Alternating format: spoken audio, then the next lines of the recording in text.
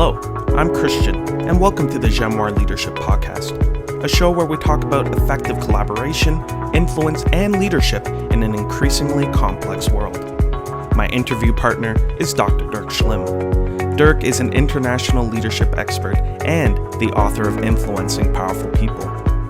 The purpose of this podcast is to share ideas and stimulate discussion, and it does not constitute professional advice of any kind. If such advice is needed, the services of a competent professional should be sought.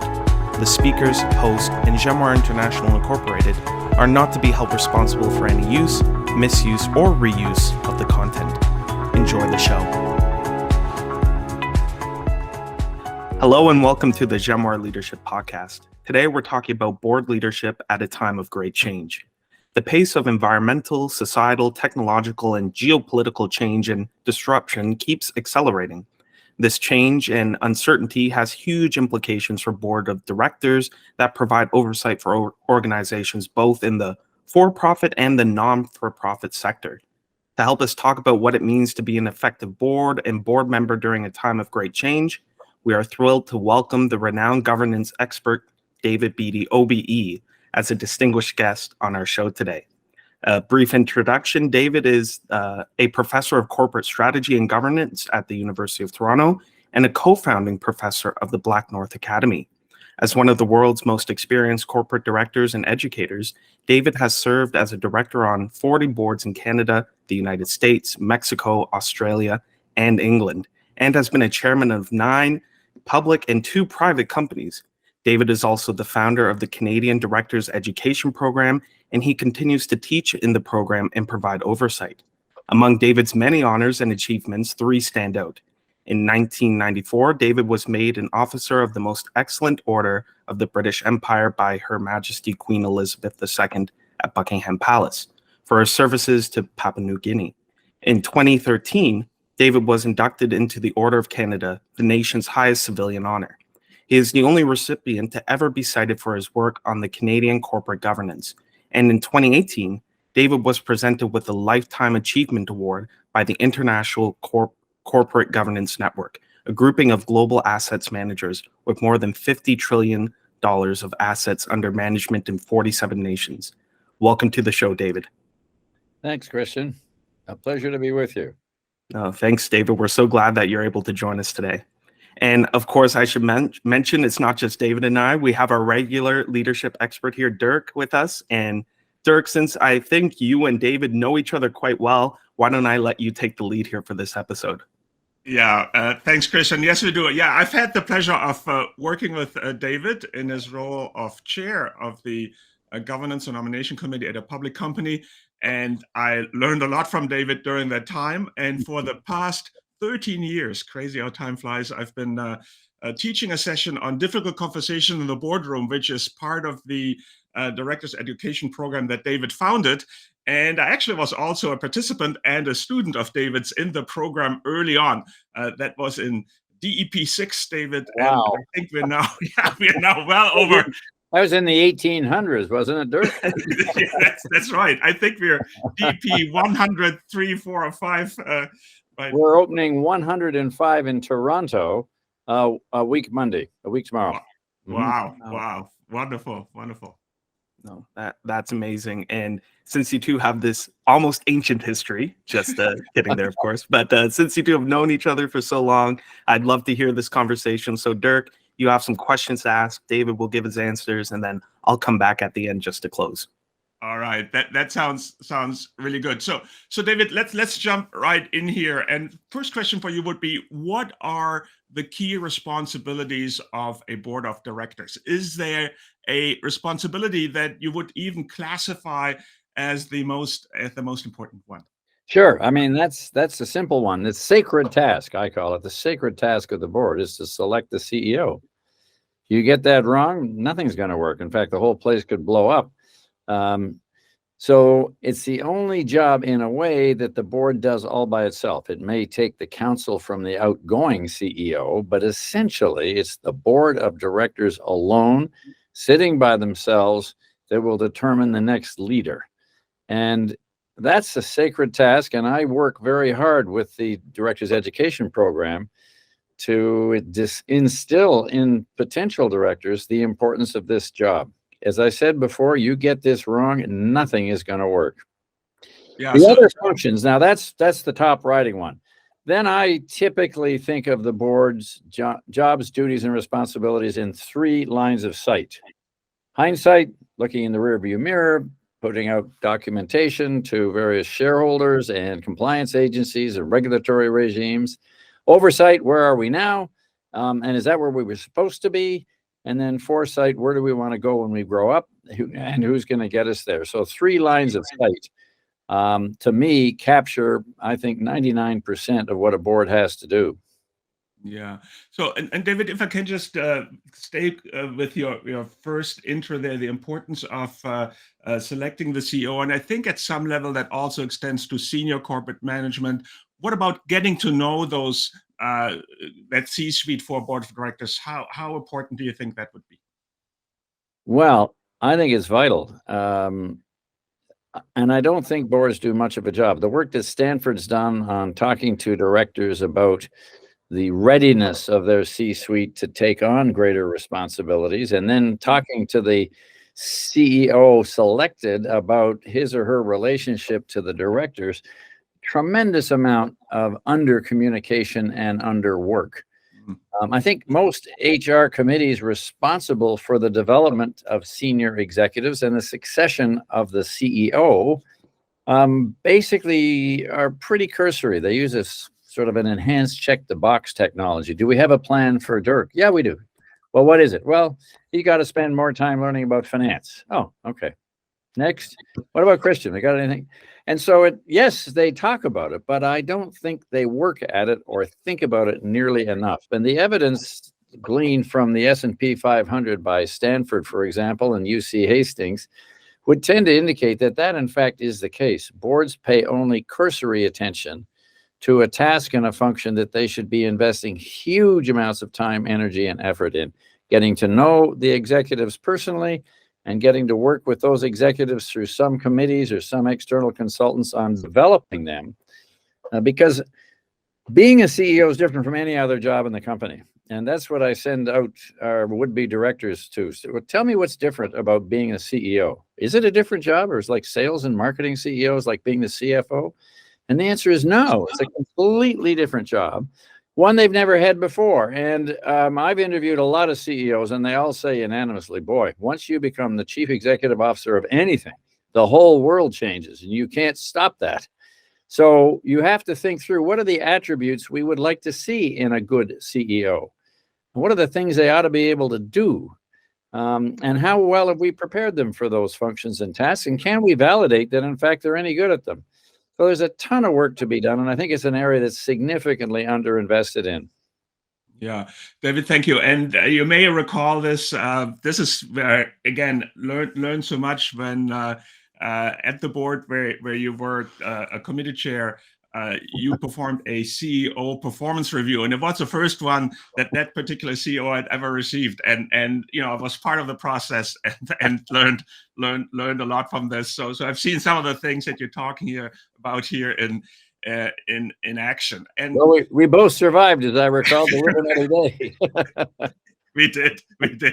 So David, you alluded this, that in your long career as a board member, as a board chair, as a board educator, you developed those 3 core perspectives. And the first one is that almost all boards are probably very, very busy, but they're not necessarily effective. And in fact, many of them may not be. And so can you maybe expand again on this difference between a busy board and an effective board, and how you get from being busy to being effective? Well, I think it's a problem not only for boards, but for individuals. It's not very difficult to spend your day doing nothing, but seeming to be doing a ton of things.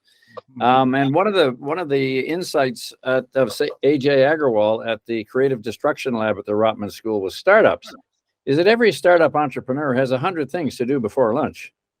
And he or she is basically alone to get them all done. So the question is, how are you going to sort them out? And the first job you do with AJ is to find somebody who's seen the movie before, get a mentor and or an investor. And then you say, what are the top 3 things you've got to get done in the next quarter? And if you don't get them done, you're thrown out of the program. In other words, sorting out the essential components of building a business from scratch from being busy is hugely different. Bill, what's the gentleman's name who runs Microsoft? Is it Gates? Is that the one? Yeah. Yeah. Mr. Gates has a cottage on a remote lake that he goes to for 1 week a year just to get himself sorted out, to get that computer called your brain cleaned, and to figure out what his priorities are. John Thompson, when he became the chairman of the TD Bank, and John, when he was number 2 at IBM, when it was turning around in the 1990s, John said, I've never been busier, but I don't really know what we have to do to turn this thing around. So I'm going to take Mondays off. Mondays are mine was his slogan. M-A-N. Mondays are mine. I may interview an executive. I may interview somebody else. I may have a sleep on the couch. But Mondays are mine to try and figure out what is important to get done in this company, to save it in the first instance, and then to rebuild it again. This is IBM we're talking about. He was the number 2 guy in there. So I don't think it's very tough to be busy. For boards, I ask directors to take a look at on the back of an envelope. It's not to 2 decimals at all. Just say, where did you invest your time in the last board meeting? And you'll notice I try always to say invest your time as opposed to how did you spend your time? Because theoretically in your brain, if you made an investment, you're hoping to get a return. So what is the return on that investment?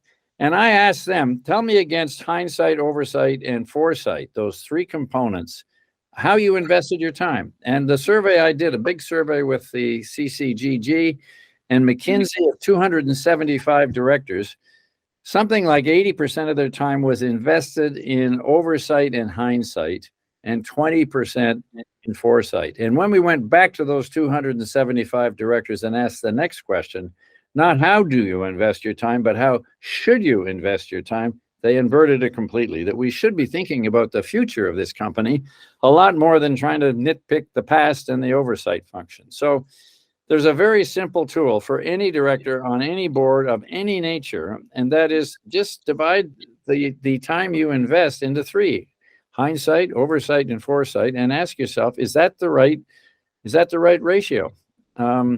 Coming out of COVID, the distinction between operations and strategy have got really blurred. So bringing a hotel chain back online, the question is sort of how fast do we do it, and how do we know if we're going too fast, too slow? An airline, a railway. So there's been a lot of sort of shunting around what is strategy and what is operations. And in COVID, they got blurred. That doesn't bother me. I just want you to understand where it is you invested your time in the last meeting so that in the next meeting, you might have a chance to be more effective and get a higher return on your investment. So busy is easy. We do it naturally. Being effective has to take a fair amount of operational and thinking discipline. Yeah, thanks, David. And as our listeners here on the Genoir Leadership Podcast may know, we like to keep things practical. So having that first practical tool here delivered from you on how we evaluate return on directors' time invested is a really, really good one. So thanks for that. And as you said, it's immediately implementable by any board. Fantastic. So that was a kind of first core perspective. Second core perspective that I've seen you talk about and seen in your writing relates to a key board challenge in that there is a massive gap in information and knowledge about the company. In fact, I think you have coined the term the information chasm to describe this phenomenon, a Grand Canyon of an information gap, so to speak. So can you explain that problem a bit more? And then what can boards do about closing Okay. that? Yeah, my visual metaphor is the Grand Canyon. There's one side with the management team, as the other side over here with the board of directors. And the components of that, when you think about them, it's not too surprising. Management teams invest up to 3,000 hours a year, even more possibly, in what they do. The board of directors maybe spends 8 to 10% of that time, maybe 300 hours a year, usually not, but could be. So first, if you believe the world in which we live is changing, how do you catch up and then keep up with an 8% investment? Number 2, the management team had probably been in the industry for, name a number, a lifetime, Whereas the director may have experience as a senior executive and therefore wisdom and business judgment, but probably knows almost nothing about the detailed operation of the business. So they're gifted, but they're amateurs. So number one is they invest 8% of the time of the management in fast-changing industries, which they all are. Is that enough? Number two, they're gifted amateurs. They know very little about the business they're overseeing, although they have great wisdom. And then number three, you hope the management team is busy building the business. And as a director, I'm going to be on 2 other boards. I'm on 1 or 2 philanthropic things I care very deeply about. I have some grandkids who like to go downhill skiing in Gstaad and other grandkids who like to go sailing in the Caribbean. And I got my own wealth to look after. So I've got a huge portfolio with many tabs in it of things I can do, of which this board is one thing. So management team is focused. I'm all over the place. Management team knows their businesses. I'm an amateur with wisdom, and I'm spending 8% of their time. So it's very little doubt to me that most boards of directors don't add value. And that's in fact what the surveys show that management thinks. It was a McKinsey study of, I think, what was it, 250 directors. So let's say that's 25 companies, 250 directors. And they said to those directors, are you highly effective, ineffective, or unsure? Now, not surprisingly, nobody nominated themselves as being an ineffective director, but 10% said they were unsure. So those are the ones I wanted to interview. But basically, 90% of the directors declared themselves to be highly effective or effective. They then went to the 25 CEOs and they asked them the same question. And here I'll give it to Christian. Christian, what would you guess the CEOs said about their directors as a percentage who were effective or highly effective? What would you guess? Oh, I feel like the shocking answer would be 0, but maybe let's say 25%. Yeah, you're close. 15%. Okay, wow. The 25 CEOs said, yeah, maybe 15% of my board adds any value to me. Wow. So yeah, and part of the reason then is you've got this information chasm. Now, last January, 2022, McKinsey came out with a book where it had interviewed 76 chief executive officers who they deemed to be top performing by some criteria. It's assumed they did it intelligently. When it came to the bias towards boards as one of the key things that made a difference to the success of these executives, that bias that they said was most effective, that the CEO should be thinking, how do I get the board to help me? So it's my responsibility as a CEO to bring these part-time gifted amateurs with lots of other stuff in their minds into my world sufficiently that I can get the benefit of their judgment, wisdom, and experience. I think that's a hugely, hugely important mindset to have for the CEOs. How do I get my board to help me, as opposed to saying, forget them, I don't care about them. And that was a very interesting and I think very insightful statement to make. So that's the nature of the problem. Then the actual implementation, most executive teams have no idea how to write an effective board paper. Dirk, as I believe, talks to them about having an intelligent discussion in a tough environment. But if I've got to make a decision, say, as to whether or not I'm expanding my Hong Kong office, and it's got 87 parameters to it, generally speaking, managers do a data dump on boards. Well, that's really not helpful. They've got to structure their information in a way that a board member can read it in a reasonable amount of time, get the benefit of management's thinking so that they can respond as a generic kind of wise person rather than as a detail. Most managers try to teach the board their jobs. It's hopeless. Canada Post, we had a recent director from Canada Post in our director's education program. I asked that person, what's the average number of pages you get as a director of Canada Post for every board meeting? Christian, I'm going to turn to you again. What do you guess the answer is? How many pages of material does Canada Post give to its directors? 20? Okay, try 1,500. Oh, okay. 1,500 pages. So the ability to communicate across that management chasm to try to get the benefit of the judgment and wisdom and experience of the people on the other side is cruelly crippled by the inability of management to actually synthesize what's in their minds and their brains and their daily lives to a point where somebody who's a drop-in but gifted amateur can have some perspective on it. And that's a problem that's never going to go away. No amount of training is going to help. And usually what happens is you go down a rabbit hole. The managers say the board isn't happy. Well, how do we solve that? Well, we give them more paper. And then the board's even unhappier. So what's the problem with that? Well, we give them more paper. So the number of pages goes from 500 to 750 to 1,500 or 2,000. And it's just a core data dump. It is not synthesizing the key components of the business decision that are having to be made in a way that that independent director dropping in on the meetings can help with his or her experience. So yeah, Dirk, it's a huge problem. And I think it gives rise to all kinds of board failures. And it's a disaster that continuing. There isn't a management school in North America that teaches executives how to write in a clear, memorable, and compelling way. Not a single management school. And in my experience at the Rotman School of Management, the only people who come prepared to class are the lawyers, because they're taught how to structure an argument to counter somebody else's argument. And how do I do that? Well, there are very clear rules about writing memorandi that are meaningful, and not just to a justice of a court or a jury, but to the board. And it's just never part of a curriculum of an MBA. It's a huge hole.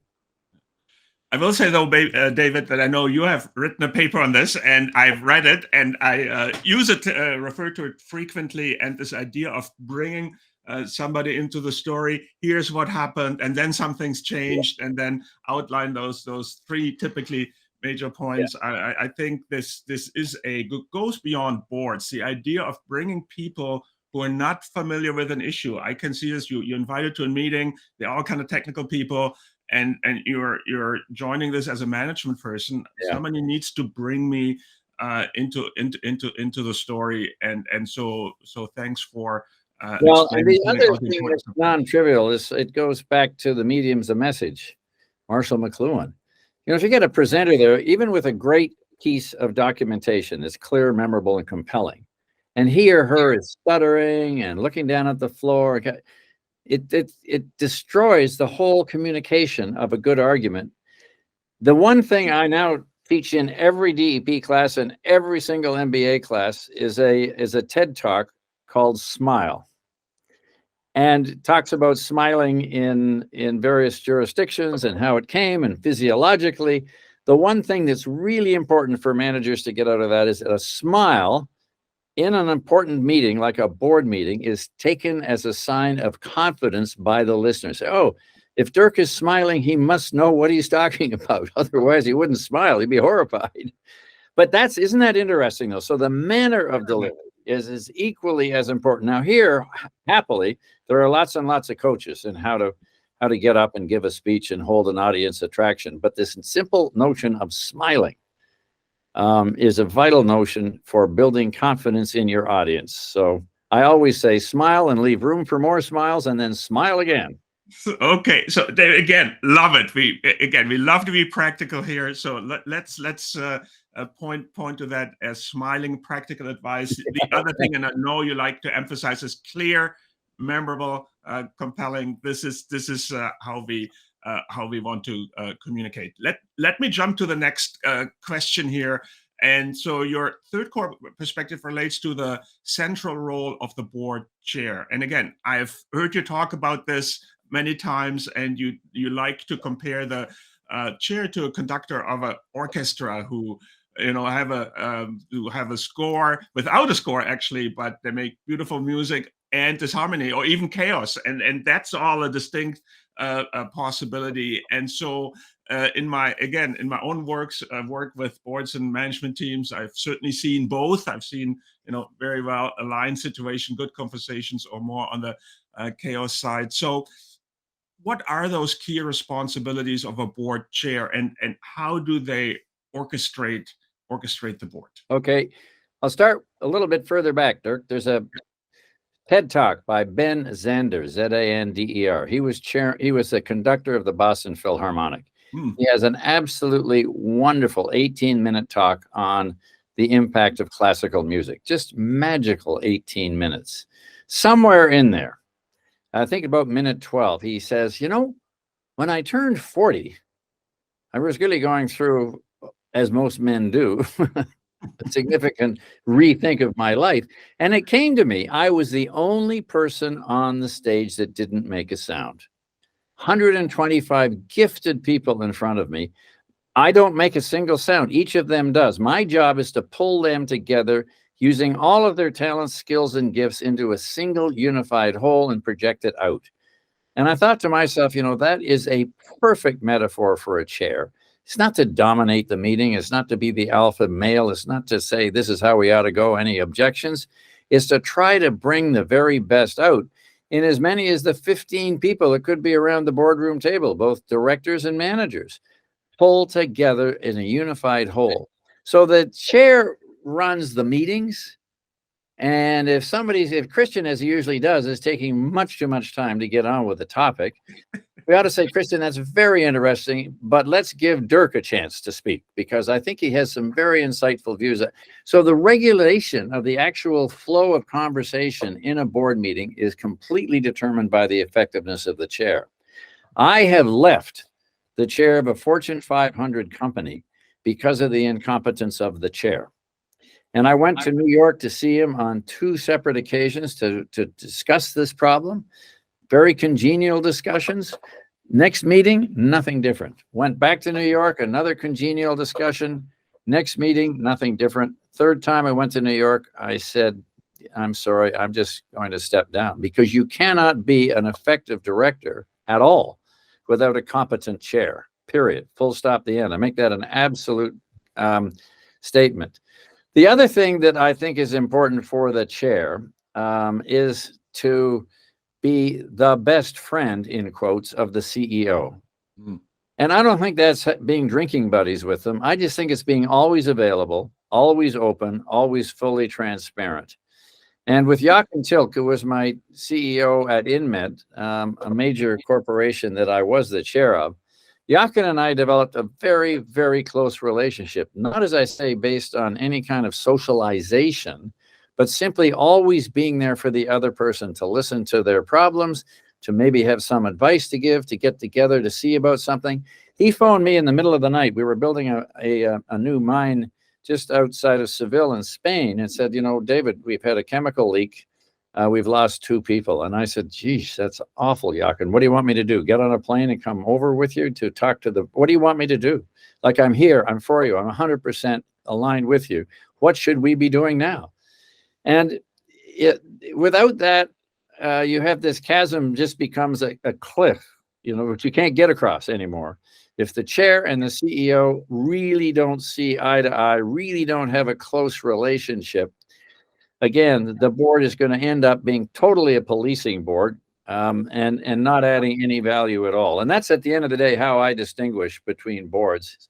3 lines of sight droop down to 2 jobs. One is to be a policeman, and that's to get over the agency problem. And if you're not an owner, you're likely to steal. So the basics of Michael Jensen's insight, called the agency theory, is that managers will steal from owners, period, full stop, the end. So number one, we're a policing body, and we're policing for the regulatory agencies and the stock exchange and everybody else. So that's policing. Hopefully, with all of our wisdom and experience, we can add value. And that's not done so well. And one of the reasons it's not done so well is because of the documentation problem you mentioned, because of the absenteeism or the time investment I mentioned, along with being an amateur. And so it's a very difficult job to add value. And if the chair is not doing his or her job, effectively coordinating meetings, pulling together the agenda, regulating what's going on in the meetings, and then keeping really close to the CEO, you don't have a chance. And David, I've seen this. I sometimes do work with boards in a situation of crisis and try and help sort that out. And I have one case in particular that I'm thinking about. And there again, the availability of the chair. If there's a crisis, a chair has to have the time, the energy, the interest to step in. And you have to be all in that moment. And I've seen firsthand how important that is during a crisis. You have to be there. Well, that's true of the whole board, actually, isn't it? You may think it's a part-time job, 8% of the time of the management team or your own availability. But if a crisis hits, that 8% can go to 80. You better have the fluidity to get there. A takeover, hostile takeover, sacking the CEO, McDonald's or Centerplate sacking their CEO, that's a major crisis. How about Bell and Lisa Laflamme and Bell Media? How about the Rogers? I mean, it goes on and on and on. You lose your life at a board when there's a crisis. So the 8% can migrate pretty quickly to 80. That's right. All right, everyone. Sorry to interrupt, but we're going to take a pause here. I hope you've been enjoying Dirk's conversation with David Beatty. This is fascinating and important stuff. And as you could already hear, we're getting so practical. So please join us again in 2 weeks on the Jamwar Leadership Podcast, where we'll continue this amazing interview with David Beatty. Until then, take care.